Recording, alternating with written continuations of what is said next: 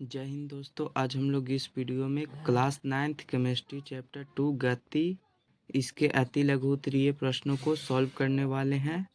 पहला प्रश्न है, आवर्त गति किसे कहते हैं। इसका उत्तर लिखेंगे कि जब कोई वस्तु अपनी गति को समय के निश्चित अंतरालों के बाद दोहराती है उसे आवर्त गति कहते हैं।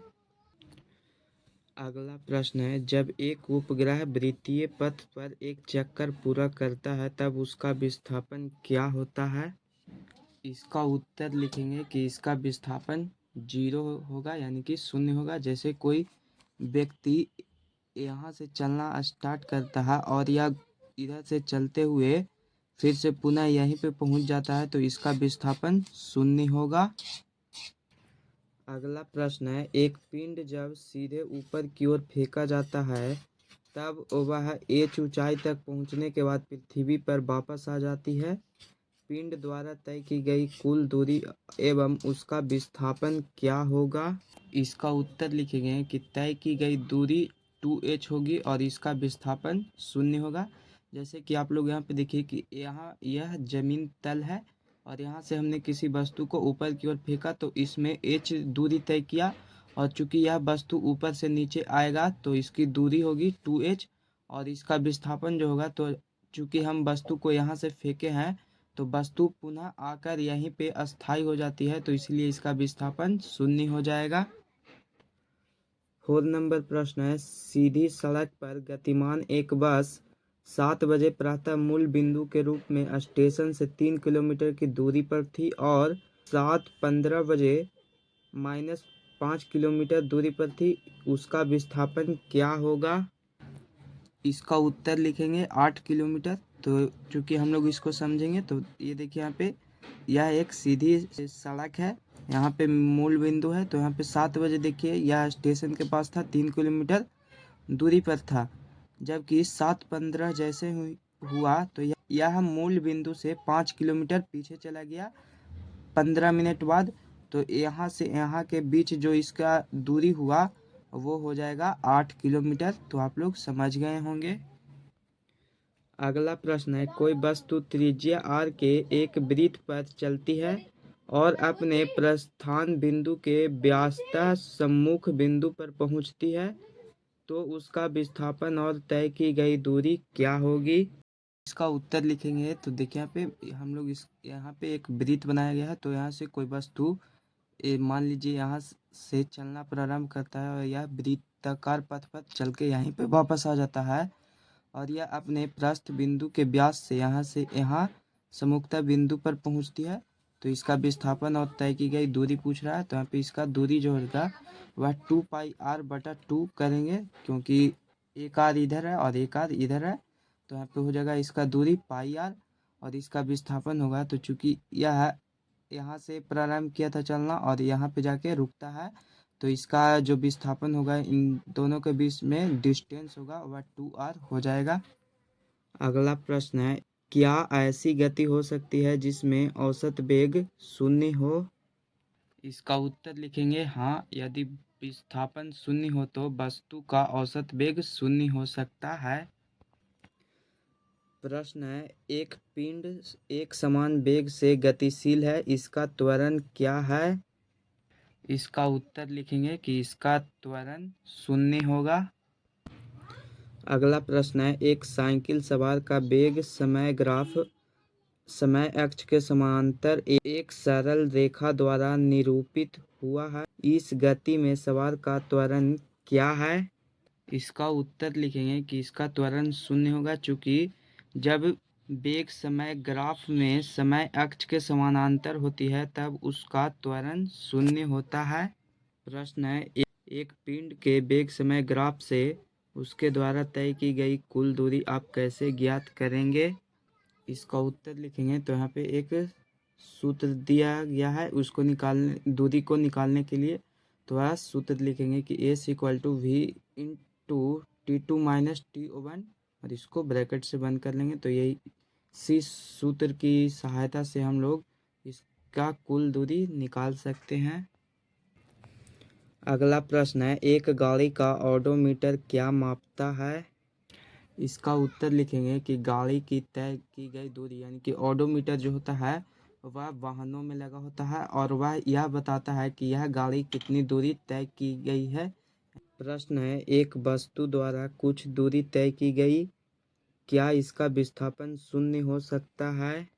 इसका उत्तर लिखेंगे नहीं, क्योंकि जब वो वस्तु प्रारंभिक अवस्था में आ जाए तब विस्थापन शून्य हो सकता है। जैसे कि उदाहरण के लिए आप लोग समझिए कि यहाँ से यहाँ तक एक लंबी सड़क है, तो यहाँ से कोई भी वस्तु यहाँ तक, जैसे कि मान लीजिए कि इसने यहाँ तक चला, यहाँ तक इसने यह वस्तु यहाँ तक चलकर गया, तो चूंकि इसका विस्थापन शून्य नहीं होगा, इसका विस्थापन शून्य तब होगा जब यह वस्तु यहाँ से चलकर कहीं गया और जहाँ से चला हुआ वस्तु वहीं पर पुनः फिर से वापस आ जाता है, तब उसका विस्थापन शून्य होगा। जैसे कि यहाँ पे वस्तु, कोई व्यक्ति जो यहाँ से चलकर यहाँ गया और यह यहीं पे रुक गया, तो इसका विस्थापन शून्य नहीं होगा। तो आप लोग समझ गए होंगे। प्रश्न है, किस अवस्था में किसी वस्तु के औसत वेग का परिमाण उसकी औसत चाल के बराबर होगा? इसका उत्तर लिखेंगे कि जब वस्तु का विस्थापन और उसके द्वारा तय की गई दूरी समान होंगे तभी उसका औसत चाल के बराबर होगा, औसत वेग। प्रश्न है, किसी वस्तु की गति के विषय में आप क्या कह सकते हैं जिसका चाल समय ग्राफ समय अक्ष के समांतर एक सरल रेखा है? इसका उत्तर लिखेंगे कि ऐसी स्थिति में हम कहेंगे कि वस्तु एक समान चाल से गतिमान है, यानी कि वह एक समान चाल से वह वस्तु चल रही है, यानी कि गति कर रही है। अगला प्रश्न है, किसी वस्तु की गति के विषय में आप क्या कह सकते हैं जिसका दूरी समय ग्राफ समय अक्ष के समांतर एक सरल रेखा है? इसका उत्तर लिखेंगे कि ऐसी स्थिति में हम कहेंगे कि वस्तु स्थिर है, यानी कि एक जगह वह स्थित है, वह गतिमान नहीं है, यानी कि वह एक स्थान से दूसरे स्थान तक नहीं जा रही है। 15 नंबर प्रश्न है, किसी वस्तु के एक समान एवं असमान गति के लिए समय दूरी ग्राफ की प्रकृति क्या होती है?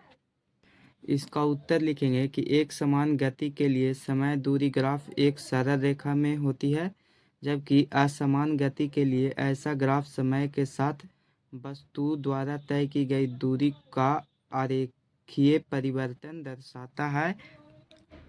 16 नंबर प्रश्न है, चित्र 2.33 में चाल समय ग्राफ की 4 स्थितियां दिखाई गई है। यहाँ पे देखिए, पहला, दूसरा, तीसरा और चौथा 4 स्थिति है। तो दिया है कि किस स्थिति में पहला कि चाल नियत है, दूसरा प्रश्न है कि चाल घट रही है, तथा तीसरा प्रश्न है कि चाल बढ़ रही है, और चौथा प्रश्न है कि चौथी स्थिति में क्या होता है, यानी कि इस स्थिति में क्या होता है। तो देखिए, यहाँ पे पहला का उत्तर लिखेंगे कि ग्राफ 3 इसमें चाल नियत है, क्योंकि यह देखिए यहाँ पे एक समान रेखा खींचा गया है, यानी कि एक समान गति से इसमें चल रही है। फिर दूसरा प्रश्न का उत्तर लिखेंगे कि एक कि ग्राफ 1 में चाल घट रही है, देखिए यहाँ से ऊपर से नीचे की ओर आ रही है। इसका अर्थ यह होता है कि जो गाड़ी की स्पीड है वह धीरे धीरे कमती जा रही है। फिर तीसरा प्रश्न का उत्तर लिखेंगे कि दूसरा ग्राफ, इसमें चाल बढ़ रही है, देखिए यहाँ पहले नीचे था, फिर जैसे जैसे गाड़ी दूर जाती है वह बहुत ही ज़्यादा स्पीड होती जा रही है। फिर 4 प्रश्न का उत्तर लिखेंगे कि ग्राफ 4 में पहले चाल बढ़ रही है, देखिए यहाँ नीचे से स्टार्टिंग में बढ़ रही है, फिर उसके बाद एक समान होती है कुछ समय के लिए, यह एक समान होती है यहाँ से यहाँ के लिए, और उसके बाद फिर पुनः यह इसकी चाल घट जाती है। तो यही लिखेंगे, सिर्फ आप लोग समझ गए होंगे। अगला प्रश्न है, 7 मीटर त्रिज्या के एक वृत्त पर कोई वस्तु 4 मीटर प्रति सेकंड की एक समान चाल से चलती है, तो एक चक्कर पूरा करने में उसको कितना समय लगेगा? यहाँ पे संकेत के रूप में एक फॉर्मूला भी दिया गया है, T = 2πr/v।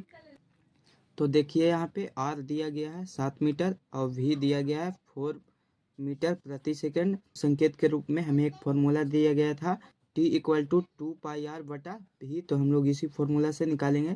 तो यहाँ पे 2 का मान लिख देंगे 2, और पाई का मान हो जाएगा 22/7, गुना 7 करेंगे, और बटा करके नीचे भी का मान 4। तो यहाँ से इसको कट करेंगे, देखिए यहाँ पे 7 से 7 कैंसिल हो गया, और ये कटेगा यहाँ से 11 से 11 कट जाएगा। फिर ये इसको काटेंगे तो 4 से 2, तो यहाँ पे 2 बचेगा शेष, तो 2 को इसको भी काट देंगे।